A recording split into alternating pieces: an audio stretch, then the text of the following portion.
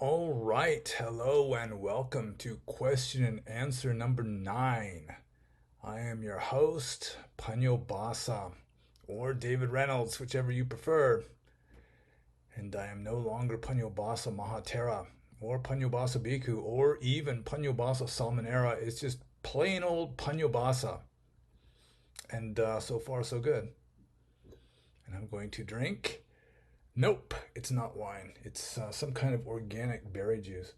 But we'll get to wine later on in the questions. But I just wanted to say that a lot of the people who have been kind of down on being a layperson really just take for granted just the blessings and miracles that surround them. For example, I can just walk right into that kitchen over there and just open the refrigerator door and just have anything I want whenever I want it, which is just so bizarre. It's just I'm still not completely used to it yet. But we can get to that later. That could be worthy of an entire video of me just bitching at you guys for not fully appreciating the blessings and miracles that surround you at all times. But first, I guess I should answer questions because that is technically the reason why we are here. So, first question is from Wendell, and I'm not fully sure that I understand this question. Do you believe you retain memory after the death in your brain? Actually, it says if your brain, which is not good English. So I'll ask it again here. Do you believe you retain memory after death in your brain? I do. I think of it like a capacitor. Well, um, I assume Wendell is asking if I've got memories in this brain of lives that I had when I had a different brain. And I don't think that's necessarily the case because, as I just said, it's a different brain than I had in a past life. That is, if he's really asking the question, if that's the question he's asking, you could interpret it to mean, um, do I have memory after death that's still stored in my dead brain? And yeah, maybe that's what the question means. In which case, I think it's possible. Yeah, I don't think it's necessarily like oh, there's some kinds of old-fashioned computers that if they got unplugged, all the memory would just disappear. Sort of like some calculators too. So in that case, I'm not sure. I don't know neurophysiology well enough. And with regard to memory of past lives in the brain that's alive now, I don't think that's necessarily the case either because I don't think that the brain creates consciousness. The brain is sort of like a computer that takes electricity in the case of the computer and complexifies it and organizes it and utilizes it, but it's not creating consciousness. It's just utilizing consciousness, manipulating it. So, getting back to this question though, yeah, I'm sorry, Wendell. I don't fully understand the question. Um, do you believe you retain memory after death in if your brain? Okay. Yeah, maybe you're gonna have to ask it again. And please excuse the shirtlessness, but I am in South Carolina and it's hot and I'm thermoregulating again. I've already set the precedent as a monk, even in California, where I did a shirtless or topless question and answer video. And again, this is not wine. Next question from Nardi. What do you mean by being mindful and how do you do that? I tried this for a long time in the past and it resulted in a bad meditation where I couldn't do anything good while being awake. Well, that's a good question. What do you mean by being mindful and how do you do that? Mindfulness, oh, let's see. I think the best definition of mindfulness or sati, the Pali word is sati, S-A-T-I. And I think a better translation than mindfulness would just be like attention. Like in Burmese, the word sati not only means mindfulness, but it's also on warning signs, like Achtung, like attention. So really, that's what it is. It's paying close attention. And there are kinds of mindfulness, like mindfulness of the qualities of the Buddha or something like that, mindfulness of death, mindfulness of the fact that we're all going to die, where you're not like right here in the present moment. But as a general rule, being mindful usually as a meditation technique, especially a deep meditation technique, it's referring to being in the present moment and not spending a lot of your mental effort interpreting what you're experiencing, but just experiencing it just in the present moment as just wide open and um, just experiencing it fully. Because if you're interpreting it, then you're paying some of your attention to the interpretation, and to some degree, you're ignoring what you're being mindful of. Like, you see a dandelion in your front yard, for example, and a little kid who's more mindful than an adult who hasn't cluttered up his mind with all these interpretations and labels and all that.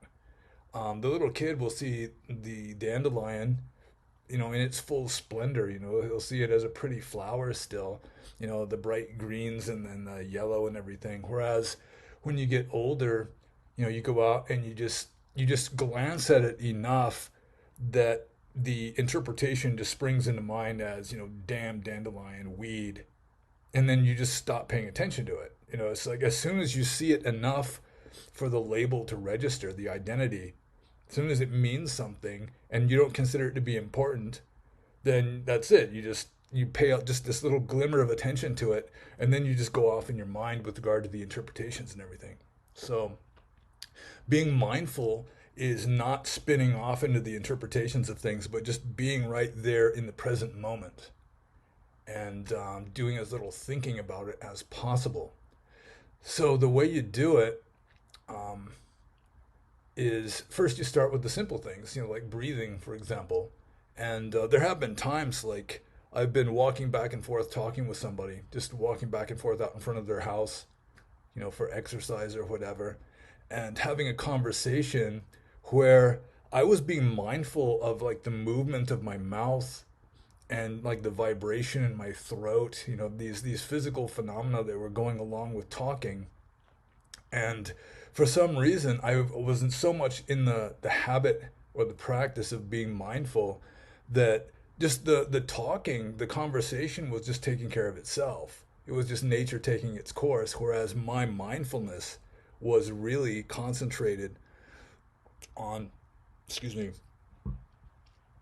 just like I say, just the physical phenomena of talking and the muscles in my mouth moving and all that kind of thing. So it is possible, but you have to start off with simple stuff before you get to the more complicated stuff. So it's like driving a car or playing a musical instrument. You have to start off with the scales, B flat scale or whatever, and then the better you get at it, the more complicated you can get, and then you can do all kinds of things. Or driving a car, you just start off with the really simple stuff, and then you don't try the parallel parking or going on the freeway until you've gotten a certain amount of competence going. So mindfulness is the same way. Um, I say that mindfulness is attention, just paying careful attention to something. And Tom Pulusiado, who was the founder of the tradition in which I was ordained, he said that sati, which is usually translated as mindfulness, is athi, which in Burmese means knowledge. So according to him, mindfulness is just, knowledge, is awareness, essentially. So the more aware you are, especially if you're aware of what's happening now, be here now, then then you're being mindful. Let's see. Next, Nardi says, how do you become mindful in what you are doing without falling in a meditation mode that blocks you from being functional during the day? Yeah, I kind of already touched on that one where you start off with just simple mindfulness of breathing, or if you're walking, being mindful of the movements of your legs and the pressure of the floor against your feet, that kind of thing. Maybe the oily sensation in your knees, which is what I would be mindful of sometimes. And when you get that down, then you can be mindful of more and more complicated phenomena. So Yeah, that would be the way to do it. You have to start off simple, and then you get more complicated after that. But if you're going for more and more simplicity, then you're kind of going the samatha route. But if you're just trying to be as mindful, as attentive, and aware of what's happening now, no matter how complicated it is, that's more of the vipassana route or the mindfulness route. And we've got a question a little farther down on the list here, discussing that. So I'll just keep going. Next question is from follower number 3A362E0B. Venerable Samanera, a question for you, although technically I'm not even a Samanera now. Venerable, well, layperson, venerable nobody. Is offending someone a violation of wrong speech? If one makes a joke or a criticism and another becomes offended, does this entail karmic demerit? Karmic. Did the Buddha ever deal with difficult, oversensitive people? I seem to have a habit of testing people with inflated egos, challenging them and trying to deflate their grandeur. Okay, that's a good question. Also, it's a relatively easy one because I have discussed this in blog posts and so forth. In Buddhism, whether what you do is good or bad, skillful or unskillful, wholesome or unwholesome, depends entirely on your volition, your cetana. So it doesn't matter whether you offend somebody or not, so long as it matters more if you have the intention of offending somebody. So it's worse to want to offend somebody and fail than it is to accidentally offend somebody without the intention of offending anybody. So you can say whatever you want to say, so long as you do not have the deliberate intention of being hurtful, and so long as you're not trying to deceive anybody, so long as you really think you're telling the truth, then you're doing fine. And that's one thing that left-wing Western Buddhism has completely lost. They've just thrown that aspect of Dhamma out the window, where leftism in general in the West is so intent on blaming somebody else for our unhappiness or our dissatisfaction or our successes and failures and so forth. So the Buddha himself did offend people sometimes, like the famous case of one time the Buddha was, according to the legend, right? The Buddha was sitting in a park in meditation probably, and he was a royal prince according to the legend and was very majestic and handsome and tall. And there was this Brahmin who had this beautiful daughter, and he never found a man that was good enough for this daughter, this princess among women, until he saw the Buddha sitting in the park that day, and he thought, this man is good enough for my daughter. So he brings the daughter to him and pretty much just offers it to him. And the Buddha, according to the legend, says, "What is this full of urine and dung? I would not want to touch it even with my foot." Which, he didn't even call her, he called her it. And yeah, that's definitely would qualify as, what does it say here? Yeah, he definitely offended the girl. And it has such shock value for the parents that the parents became Aryas. They became like Sotapannas as a result. But the girl just hated the Buddha's guts for the rest of her life because she was grossly insulted by him. And it's understandable. And I'm sure the Buddha spoke insultingly, according to the texts more than once. That's the case that really stands out, which is a Lulu, in my opinion. So, you can't really say what the Buddha's motives were. So you can't really say that he wasn't making karma anymore anyway, because he was an enlightened being. So he didn't do anything wrong from the point of view of Buddhist ethics, because he didn't have any negative, unskillful volition, because an enlightened being, almost by definition, is not creating karma. So he wouldn't have ordinary volition anyway. So yeah, the answer to the question is, so long as you're telling the truth and you think something ought to be said, then even if you know it's going to hurt somebody's feelings, So long as that is not your intention, so long as that is not why you are saying it, then yeah, you're not doing anything wrong from the point of view of genuine Buddhism. I can't really speak for the pseudo Buddhism that is masquerading as Dharma in the West.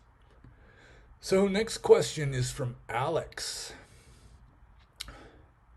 What possible elements of lay life or modern culture do you intend to accept or deny? For example, listening to music, television, different styles of clothing, eating out. Okay, well, let's see. I don't really, I mean, everyone has their preferences, right? So it's not going to be so much me accepting or rejecting something because it's too secular or anything like that. I think it's just I've always had things that I like and things that I don't like. For example, listening to music, I've listened to that even as a monk, so, and I'm just playing it in my head a lot, just for years and years, just living in caves in Burma. I remember one time I woke up on the concrete floor of this cave with Four Sticks by Led Zeppelin just pounding away already. It was like it had to have been playing since before I woke up.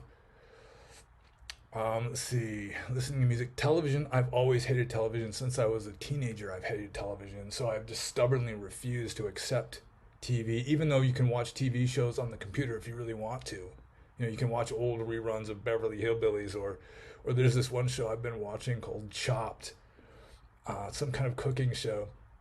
But if you watch it on the computer, you don't have the commercials, and the commercials are really just such an insult to my intelligence that just demeans my dignity to watch commercials. So yeah, I wouldn't even watch YouTube if I didn't have ad block. Let's see, with regard to different styles of clothing, I just want everything to be plain and simple, you know. So I'm going to favor probably like gray cotton, khaki, olive drab, that kind of thing. And yeah, I bought a belt. That was like my first day here in South Carolina. Oh, my second day. Yeah, first day I didn't go anywhere. So yeah, I'm just gonna just it's just gonna be plain and simple. I'm not going to be trying to make any kind of Buddhist fashion statements or anything. With regard to my hair, um, I am going to do something that I haven't done in 30 years, probably soon, which is shave my face without shaving my head also. Um, my sweetheart likes shaved heads, but I haven't had hair in so long. I just want to grow it out at least an inch just to see how it goes, you know, to see how bald I've got or whatever.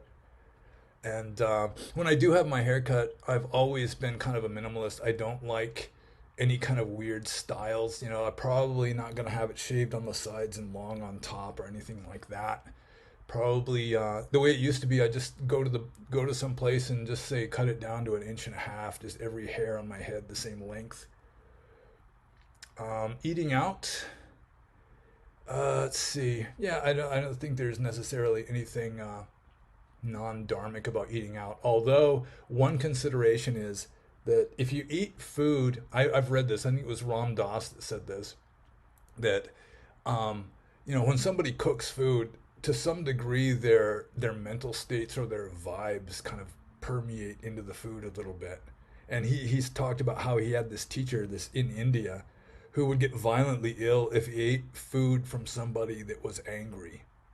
And so you're better off if you've got somebody who likes to cook for you that loves you or just at least likes you, at least that aspect of it, kind of a non-physical aspect of it, would be better than just going to some place where some teenager who doesn't give a damn about you is just slapping food together because he's getting paid minimum wage for it. If you can afford to go to a fancy restaurant where you've got a chef who takes pride in what he's cooking, maybe that would be better. I don't know. But then again, paying an arm and a leg just to eat food is kind of silly in my opinion. But that's another miracle. I fried an egg for the first time in 30 years today, and it was good. I had an egg sandwich. I mean that in itself. I mean, so many people, they just don't appreciate that. I mean, just being able to walk to the fridge and get food whenever you want it is really a blessing. Or I mean, even having my own bathroom. for years at the monastery in California. It was a rare shower that I could take without somebody somewhere else in the building flushing the toilet or turning on the hot water so that my showers didn't just go scalding hot or freezing cold or something.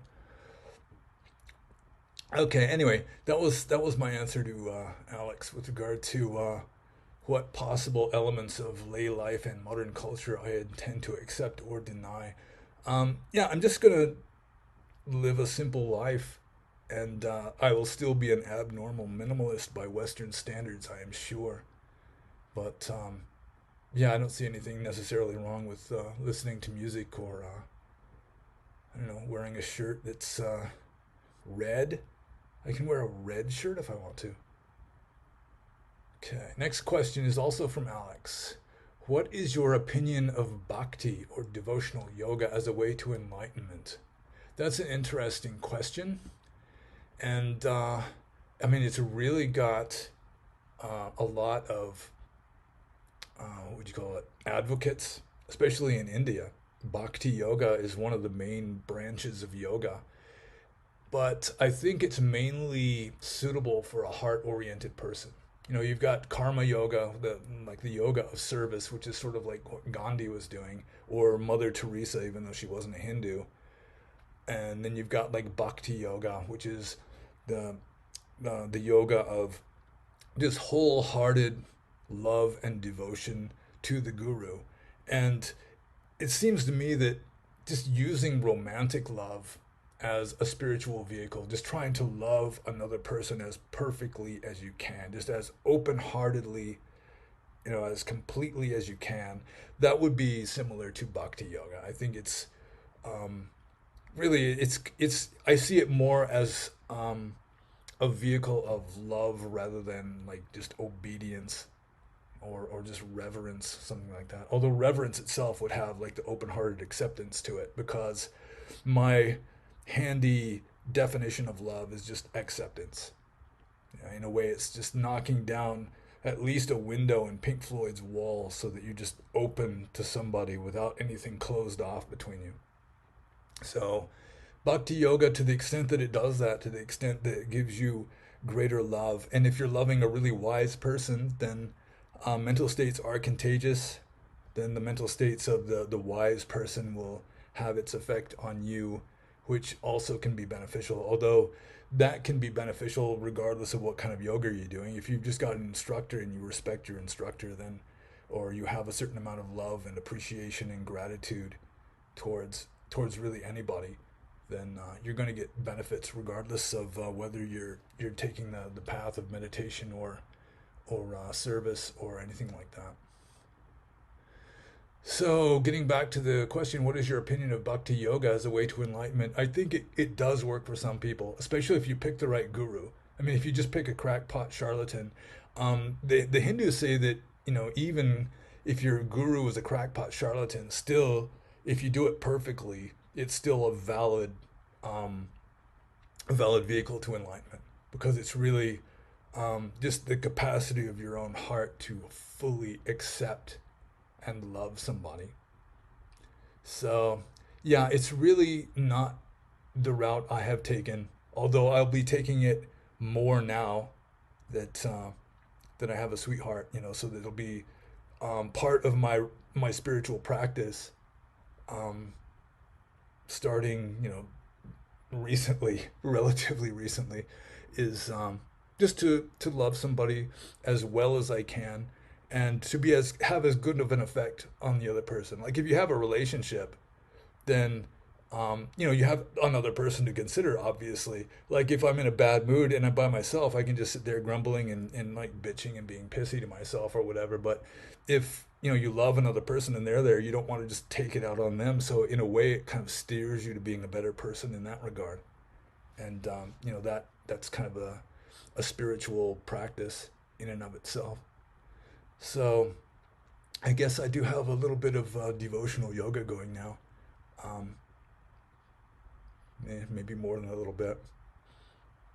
But yeah, I mean, I've been more head oriented throughout my life. So it's more what jnana yoga or raja yoga rather than the bhakti yoga. But Okay, next question. This is from Frank. What is the status of Navakavada? And then in parentheses, he says, I still have hopes that we might see this take off. Well, the status of Navakavada, as far as I know, is relatively unchanged. I mean, there hasn't been really an official status for Navakavada. At present, it's an idea that I mentioned it years ago on the old blog, where um, because monasticism doesn't fit Western culture very well, you have to come up with a compromise. You know, semi monks wearing gray sweats or army surplus or something like that, keeping a reduced number of precepts, that kind of thing. And yeah, I'm fine with that. I mean, it's still the same status as it was before, as far as I know, but I can't really do it by myself. So hopefully there will be enough like-minded people getting together to form like a critical mass or a nucleus, the bare minimum required to really get something going. Um, to some degree, I'll just be doing it on my own. Like I said, I'm just going to be living kind of a simple, still relatively minimalist existence. And so, um, yeah, I could be enough of a nucleus all by myself if I do it well enough. Although I'm not really getting out and mingling yet. I've been just spending most of my time here, or else just going to places like the phone store and the bank and things like that. Okay, so Navakavada. I mean, it's still. I mean, maybe it's a little bit progressed now that I'm not a monk. So I've taken a step closer to that. Although, yeah, it's gonna take more than just me. I don't think one person makes a movement. Next question from BPAT427. Since time is cyclical as opposed to linear, if one dies on Earth in the year 2021, couldn't they still take rebirth in an earlier year on Earth, say 1921? That's an interesting question. My father used to talk about that. My father believed in reincarnation or rebirth. And he always used to say that he would have been happier living in the Stone Age. He would have made a good like warrior shaman or something. He really did not like the modern world very much. And so he said that he was hoping that he could be reincarnated into the past. And at the time, I just didn't see how it was possible, because if you're going to be reincarnated in the past, then you've already been reincarnated in the past. It's already there because it's in the past. Um, I See, with regard to time being cyclical, like, as opposed to linear, I really don't think it's cyclical or linear. To tell you the truth, I mean, India went with the cyclical idea, the eons and all that, which is probably originally based on the early observations of just the cycles of the sun and moon, the seasons, and all that. Um, Personally, I see time from like a scientific point of view. I just see it as like the fourth dimension, and then we just interpret it however we interpret it, which is going to be like a false interpretation based on our crude animal nervous system, our perceptual systems, or whatever. So I really don't see it as cyclical or linear. It's just whatever we make of it. But with regard to going into the past, like being reborn in the past, I think what it would more likely is just there are so many alternative worlds. It's just many worlds hypothesis. And so, you're going to be able to, whatever is appropriate for you to be born into, I mean, it's going to happen. And it may be, an alternate world, that's in a past age or something. I think that might be more likely than this exact world going back into the past. But who knows? If it did happen that way, then you could be, more advanced in this life, and then in another life after that, you'd be cruder again because you were in an advanced state when you went back here. But if you could do that, then you might be able to be reborn into two lives at the same time that kind of overlap or something, which is flatly impossible from the Buddhist point of view. And I think from the Orthodox Buddhist point of view, being reborn into the past would be impossible also. So, um, yeah, that one's kind of a complicated one. So I'll just move on to the next one. And this is from Potila. Not Buddhism related, but I'm interested to hear your thoughts on the UFO phenomenon coming out in the media from former DoD officials. I have a similar opinion to you as you expressed to Heru on the topic. Possible, but right now a lack of evidence. It seems, though, now is starting to come to light with new videos and evidence. What are your thoughts about what it could be? And if they are not humans, the purpose of their visits. Well, I've got two main hypotheses with regard to UFOs. I got the old one and the new one. And the old one is that UFOs are probably not coming from planets in outer space, some other star system, but it's just different versions of us. I already mentioned the many worlds hypothesis. So there'd just be like a different version of Earth with more intelligent, more advanced us in it. Maybe, there was the Toba catastrophe didn't happen 75,000 years ago and didn't wipe out most of the human race. And there's just been steady progress ever since. And now they're all like transhuman or something. So they would just be coming sideways through probability. Like probability would be like the fifth dimension or sixth dimension or something.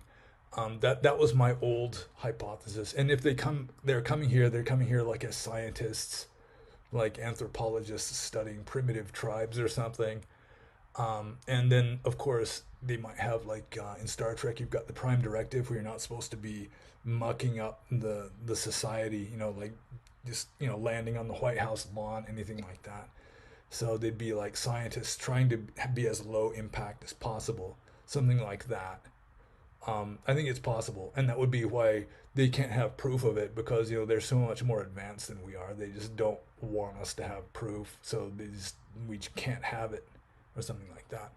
But then just last year, I read the book "The Trickster and the Paranormal" by George P. Hansen, and I think he's pretty much sold me on the idea that UFO phenomena are paranormal. It's like ghosts or Bigfoot or witchcraft or that kind of thing, where it's not really flesh and blood beings flying through space in nuts and bolts spacecraft, but it's like a paranormal event where it's possible archetypes are like materializing through like the cracks in our worldview, or it's like it's really such an excellent theory that Hansen puts forth. It's in a way it's like an idealist, like a philosophically idealist theory where we have to have rules and laws to keep everything like regular and predictable and more or less safe, and we just can't do it perfectly. There's always going to be little cracks and weak spots and anomalies, and paranormal events like chaos can flow through those. And sometimes the chaos will take the form of primordial archetypes. And so I'm still of the opinion that like the Greys are essentially what people were calling elves 1,000 years ago. And elves were not like cute little Santa's helpers 1,000 years ago, like the Anglo-Saxons. Elves were scary, and a lot of the same archetypes, just sort of like the gracile, high intelligence, and sort of a slender build and a big head, and also the whole idea of changelings, I think they were called, where children were abducted and replaced with like half elf beings, that kind of thing. There's a lot of recurrence of themes between earlier beliefs about supernatural beings and what are now being called space aliens. And the archetype just gets clothed in whatever the current culture believes. And so now we're living in a technological age. And so the elves are coming as technological beings in high-tech spacecraft or vehicles or that kind of thing. So either way, I don't think the UFOs really are space aliens coming from some other planet. And all the stuff about the world federation of planets, and humans are at the verge of being accepted into the galactic council and all this kind of a stuff. Yeah, I don't believe that. But then again, I'm no expert. You might want to get Herr Ru's opinion. I'm sure he'll have a very different one from me. Let's see. Next question. This is a Buddhist question. What do you make of the supposed conflict between samatha and vipassana in terms of realization? It seems that there is a conflict between deep states of jhana and insight using mindfulness. Both states don't seem possible at the same time, but it is clear in the text that both work, but not always clear how. Okay. Well, it is true that the Buddha taught, at least in my opinion, the Buddha really did teach jhana and vipassana, but I think it was a lack of understanding early on that caused it to branch off into two entirely different sasanas. Like sometimes in Burma, people will ask, which sasana do you belong to? Do you belong to the jhana sasana or the vipassana sasana, or samatha or vipassana? And I don't think that originally there was any conflict at all. I don't think it was two separate paths. One thing that people don't realize is that vipassana isn't something that you do. It's something that spontaneously arises. So you don't do vipassana. I mean, it's called that now, but really what you're doing is mindfulness or mindful reflection at most, and then that can trigger like the intuitive insight that arises. But the way it works, I think my best example, my favorite example anyway, is the small discourse on voidness or emptiness in the Majjhima Nikaya. I don't remember what number it is, but it's the small or lesser discourse on voidness or emptiness. The Chula Sanyata Sutta, I think it's called. And in that, you've got the meditator goes out into a forest. He's going to cultivate emptiness. So the first step he takes is to go into a forest. That's like your first step into emptiness is going into a forest, which I think is it makes a nice meme and could become a motto or something if I do get like hiking meditation retreats going. But that is the first step. And then he cultivates deeper and deeper meditative states. He gets into jhana states, goes through all the jhanas until finally he hits the signless concentration of mind, which is sort of like nirodha samapati. It's like beyond jhana even. It's the highest possible meditative state. And then he comes out of that. And then what he does is he realizes, it's like it strikes him that even the highest possible meditative state is still not nibbana. That's still not it. And so what happens is that is an insight that arises after jhana, that you realize that no matter how good the jhana, no matter how deep it is, that's still not it. Nothing that you can cultivate is it. And so it's like just something just snaps or lets go and boom, you're enlightened, according to the sutta. So even Orthodox Theravada says that jhana and vipassana don't arise simultaneously. What happens is first you have the jhana usually, or you have some kind of deep meditative state or whatever it is, and then that triggers the insight.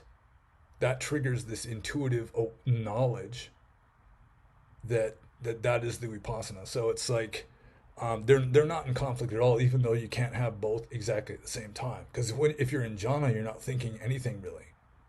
If you're in deep jhana, I mean. And so after you come back, then it's like in like Orthodox Theravada, they say you review or something like that, and then the vipassana arises. And the deeper your meditation, probably the more likely you're going to have like a deep insight experience. Like the better your meditation, probably just going with statistics, the more likely it is that you will have like a really profound liberating insight, or just a profound insight, even if you're not completely liberated by it. So, yeah, and I think he just got confused by scholar monks writing commentaries who weren't really into meditating. They were just into like philosophical systematization of everything. So they're just making everything all complicated and just trying to describe everything and putting everything into categories and all that. And yeah, I think they missed the boat, personally. So yeah, I don't think there was originally any conflict between jhana and vipassana. That it was mainly through commentators who maybe weren't meditators themselves, who were just theorizing and didn't fully get it. So I hope that answered the question, because I'm moving on to the next one. Also from Potila, saying, lastly, how was your train ride from California to South Carolina? And I shouldn't go into too much details, because that's what the blog post I posted recently and the next one after this one are. That's going to be like the official description of the train ride. And one thing I realized, it should have been fairly obvious, but one thing I realized is that a train ride, even though it can be very scenic at times, it's very nice. I really liked it, and no regrets at all. But much better than a plane ride, even though it took a lot longer. Is that mainly you're getting views of junky backyards, because trains always go behind instead of in front. So they go behind houses and like factories and that kind of thing. And it's not the best houses, because you don't have train tracks going through the nicest neighborhoods. So yeah, there's a lot of junky backyards, but there's also lots of just wilderness and deserts. And didn't see the Rocky Mountains, of course. That's I really still don't get that one. How can you go over the Rocky Mountains and not see them, even if you did it during the daytime? I just don't get that at all. So that's a conspiracy I can discuss maybe some other time. What did they do with the Rocky Mountains? So yeah, if you want to really know how the train ride went, I guess you'll have to read the blog, because it's all there. So next question is from Dog Breath, Mr. Breath. He says, you have spoken on an earlier video about the best acid trip you ever took as a monk. I don't remember that one. Now you're not a monk. Now that you're not a monk, do you intend to continue your psychedelic explorations, and have you ever done mushrooms? Um, yeah, I don't really remember talking about the best acid trip I ever took as a monk. I'm not really sure what it would have been. I've taken it a few times over the past 30 years. And then I did write a blog post about the worst acid trip I ever took, which was shortly before I became a monk. But yeah, before I was a monk, that was sort of my spiritual practice, as opposed to spiritual study. My spiritual practice consisted largely of taking like LSD, especially just going out into a wilderness by myself and dropping acid, maybe doing like a little fire sacrifice, pouring like honey or butter or incense or something into a little campfire, that kind of thing. Maybe reciting some verses from the Rig Veda. So I guess the main question here is, do I plan on continuing with that? And if the situation arises, I mean, I'm not going to be going around looking for a drug dealer or anything. But I mean, if a situation were to arise, then yeah, I'd be open minded with regard to that. Have I ever done mushrooms? Yes, I was a monk before I ever took mushrooms, which I've taken a few times, and it's very nice. It doesn't last as long as LSD, but it's similar. It was very pleasant. It was very nice. It was almost every time I take psychedelics like that, I have religious experiences, like mystical experiences. Even just smoking cannabis, it's like sometimes it's like everything is God. Just going with like theistic words, theistic terminology. It's just, you just see everything as a manifestation of the same divinity. It's just different forms, different shapes and colors and everything, but it's all just the same divinity. So yeah, it's nice. Sure, why not?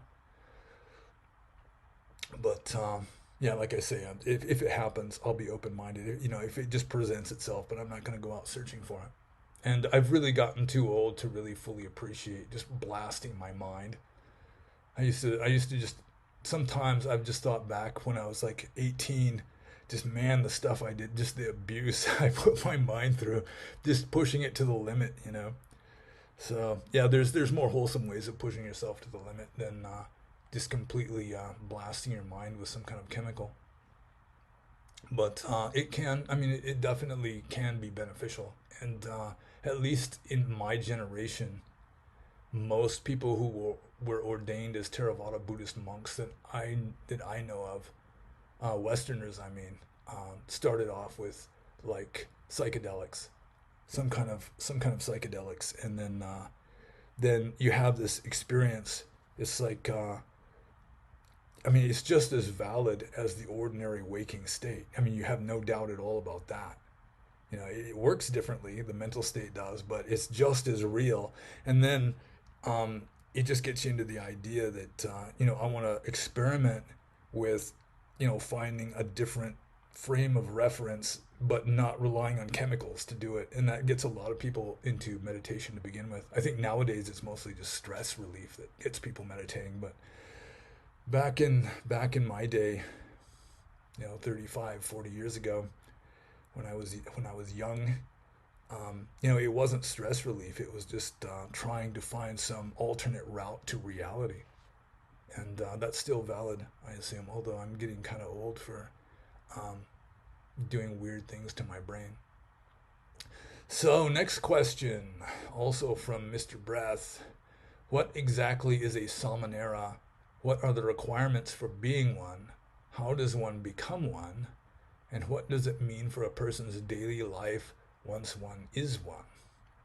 Okay. Well, like I said, I'm not even a Samanera anymore. I was a Samanera from the day I started the train trip till the night I ended the train trip, and before even leaving the train station, I ceased being a Samanera just by telling somebody that I wasn't one anymore. So the requirements for being one, it's technically, I'm sure there are requirements. It's pretty much the same requirements for becoming a monk, except you don't have to be 20 years of age. I think that's the main difference. So in Asia, it's mostly kids that are samaneras. Every once in a while, you'll meet a Koyenji in Burma, which is an old samanera, a fully adult samanera, and usually it's honest and rather humble guys who just realize they don't want to follow all the rules of monastic discipline. And I like that. I used to get along really well with old samaneras, or older, fully adult samaneras, because at least they were honest enough to admit they didn't want to follow the rules. And I think that is better than just being a fully ordained monk and not following the rules. If you want to just want to cook your own food and that kind of thing, then you're better off as a samanera. And so yeah, the qualifications are essentially the same as the qualifications for being a monk, except you don't have to be fully 20 years of age. How does one become one? It's just it's like ordination as a monk comes in two steps. First, you're ordained as a samanera, and then in Burma, usually you'll be a samanera for like one day, and they'll ordain you, give you the higher ordination as a monk.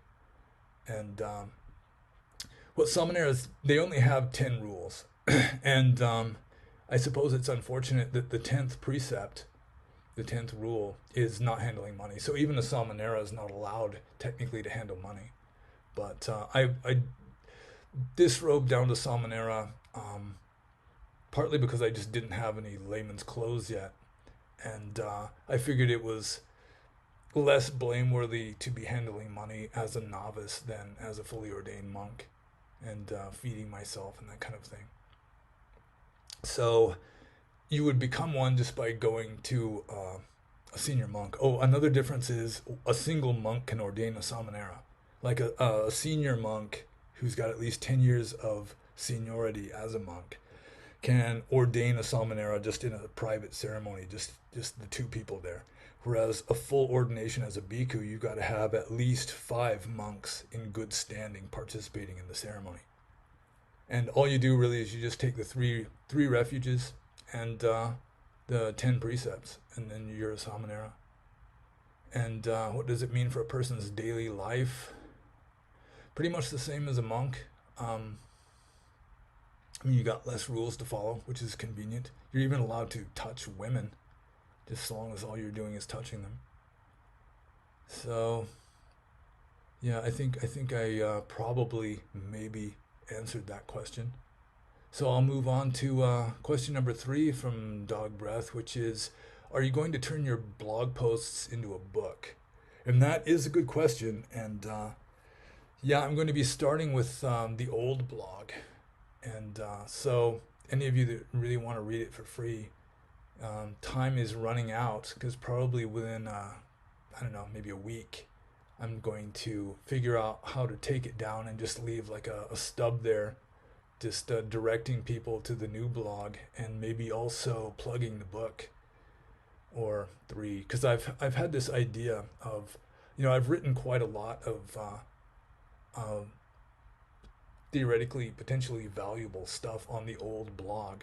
So I was thinking of maybe editing the best ones into maybe 3 books. One would just be like straight Buddhist philosophy, and maybe 2 other ones would be about slightly different subjects. So yeah, I was kind of hoping that some publisher or editor would manifest, but it's looking more and more like I'm just going to have to edit my own book using like Amazon self-publishing software, stuff like that. And so that's one thing I can do, is if any of you who see this, you have any particular favorite um, articles that I wrote on the old blog that you want to make sure winds up in a book, then yeah, you're welcome to let me know wherever we communicate, either like in comments below this, or on the Discord server, or Subscribestar, or personal emails, anything like that. Just let me know if there's any particular favorite blog posts on the old blog, and yeah, I will be taking it down. I don't see much point in selling something that you can just get for free online anyway. So the answer to that, are you going to turn your blog posts into a book? Some of them I will. That is the plan anyway. Inshallah, the God's willing. Yeah, and I may have to just edit it myself, so it may be kind of a crappy job at first until I get it down. Okay, last question from Dog Breath is, have you had a beer yet? Technically the answer is no, although I have had some wine. It is true. I didn't really drink enough of it to get drunk. I think it was mainly just kind of helped me relax with another person and celebrate at the same time. So yeah, I'm not planning on becoming a drunk or any such thing. But yeah, I have had some wine my first night here, and then a couple nights after that I had a little more. So yeah, I broke even 5 precepts. Now I mean, not all 5, but yeah, that one I did. So let's see. Next question from Chaplin. Do you plan on doing any upcoming blogs or videos on the transition? Yeah, well, the blog that I just did, and also the last video that I did from the hotel room in New Orleans, were talking about the transition, or at least the journey. And I do suspect that a lot of what I'll be writing about on the blog for the next couple months, considering that I generally write about what's in my mind, and this transition really is kind of an important thing. So I will be writing about it.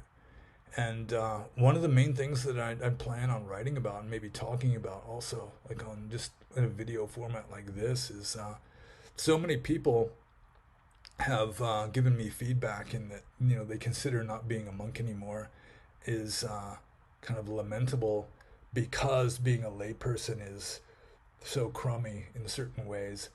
And I mean, obviously you're going to have more positive and more negative as a layperson, But I think what a lot of people are doing is they're just so used to all of the nice things about being a layperson, you know, the greater physical freedom and just the ability, like I said, just walk to the refrigerator and help yourself to whatever you want. Um, or just, you know, just having like a nice place, um, being able to sit out on the balcony and drink my coffee in the morning. It's really nice. So I think what happens is it's sort of like people seeing the dandelion that I mentioned earlier, where eventually you just get to the point where you're not mindful anymore. And then you have these negative associations or just associations with the first noble truth of just never being completely satisfied. And then you just want to kind of blame, you know, whatever it is for not being fully satisfied. But you're never going to be fully satisfied no matter what you do or don't do, because that's just the first noble truth, unless you can manage to become fully enlightened. So yeah, that's one thing that I do want to pontificate on is that you know, it's, don't let anybody tell you that a layperson cannot attain deep spiritual states. I mean, you're going to be more distracted, but sometimes it's just like some kind of crisis from being a layperson or living a worldly life. Just some crisis will come up that'll just slam you into a higher level of consciousness. Or, you know, who knows? You can just be walking in a forest, just being in the present moment, and boom, or whatever it is. So it's trickier, you know. It's more advanced difficulty setting, but some people do best on higher difficulty settings. It's like when I was in school, I always did best in the most difficult classes. Like the easy classes were just kind of boring; they weren't challenging me. And to some degree, being a monk was kind of like that for me. It just I wasn't having enough challenges, and so I wasn't really at my best anymore. So let's see. I guess I sort of answered that question, maybe. So I'll move on to Chaplin's next question, which is, when do you plan on starting the recorded Dharma talks that you mentioned previously? Uh, yeah, well, soon. I mean, I'm kind of doing Dharma talks um, just in these Q&A things. And um, I've always kind of been a little bit reluctant to talk about really simple, basic stuff because everybody else is talking about it. You know, all the other Dhamma teachers, or at least the serious, like the monk ones, are talking about that kind of stuff. And I really like talking about things that other people aren't talking about. So talking about what has already been talked about 1,000 times doesn't interest me as much. I like the weird stuff. So if anybody wants to know something in particular, then yeah, you can just let me know you want to know something in particular. Like these Q&A things, they work really nice for that. Otherwise, you may just have to wait until like the spirit moves me, the mood strikes me to talk about something that just through random chance is something that you want to learn about. But yeah, it's going to happen. I'm going to start doing the readings too. So my girlfriend is an artist, and so we'll be going out into aesthetically pleasing areas, I think, for that sometimes. Next question.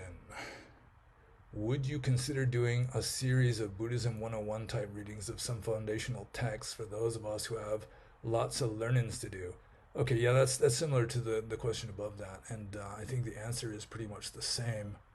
The Buddhism 101 stuff, I think you're going to have to request it specifically, because, as I say, I prefer the weird stuff and kind of going at things from the sides or from different angles, you know. So, yeah, just the basics. You might be better off with one of those really orthodox, kind of boring monks that are on YouTube. Um, and yeah, you'll get a lot of the foundational stuff from that. And you want something weird, then come to me. Or you want me to explain something simply and something really elementary, then I think it'd probably be best if you just ask me, like in the Q&A or elsewhere, and I can get to it. And so the very last question, also from Chaplin. Please explain your name transition. Is it correct that you went from bhikkhu to samanera to simply Pannobhasa? How shall we refer to you now? Yeah, I was Pannobhasa bhikkhu, and also as Brian Rue. It was pretty much only Brian that would call me that, but he would call me Pannobhasa Mahatera, the great elder, which is anybody who's been a monk for at least 20 years is a Mahatera, a great elder. And a Tera is anyone who's been a monk for at least 10 years or 10 rainy seasons, because years are counted in rainy seasons for a monk. The word for year is wasa, which literally means rain, because they count in rainy seasons. So yeah, I went from Pannobhasa bhikkhu, or in Brian's terminology, Pannobhasa Mahatera, to Pannobhasa Samanera, which was I mentioned that above, and that was just for the train trip. Just like 15 minutes before I left to get on the first train, to maybe 15 minutes after I got off the last train, I was just a Samanera. And I don't know, people could call me Pannobhasa Samanera, but just Pannobhasa is good enough. Or I mean, I'm David Reynolds now. It's really weird even just calling myself David Reynolds. I have to like get into the habit of signing my name again, like my signature. It's really strange. Just the whole transition is kind of strange, and I'm kind of going about it like a little kid, where you see the dandelion as the pretty flower instead of just seeing the weed, and then your mind shuts down. So yeah, it's been good so far. Although I'm drifting away from the question here. How shall we refer to you now? I'll respond to anything that isn't overly abusive. So either a Pannobhasa or David works. I mean, I'm still Pannobhasa. It's not like I'm stealing the name. More than half my life I've been called that, so I guess I've earned the right to have a Pali name.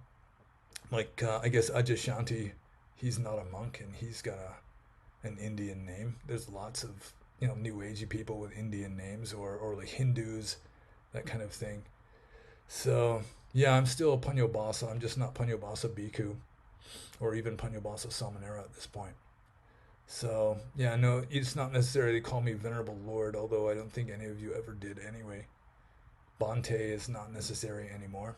So yeah, just Pannobhasa or David, I guess. I've never really been into names. I don't identify with names. It's just words. So yeah, I guess that's it. So that is all the questions.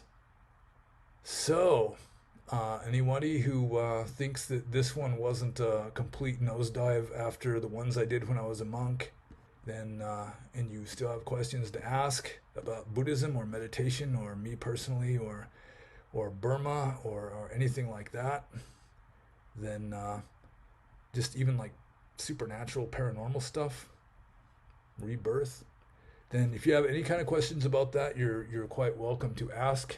Very welcome, and put them in the comment section below, or I do put an announcement up on Subscribestar before I do the Q&A video, so you can leave questions there also, or on the Discord server if you have access to that.